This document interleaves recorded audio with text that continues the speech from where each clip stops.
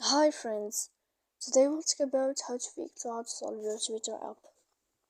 To know how to fix or how to solve your Twitter, you should just go settings. Here we click apps, default apps app settings. Then we will enter to Twitter. After that we click force stop and we click OK. Here we'll enter to storage. Then we click clear cache. Don't click clear data because that can make errors on your app. And in the end of all the steps, then you can turn off your Wi-Fi. You will wait a moment and you can turn on your Wi-Fi again. If it's not working, then you can turn off your phone.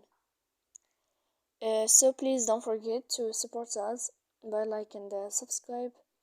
See you next time in another video, and thank you for your attention and your watching.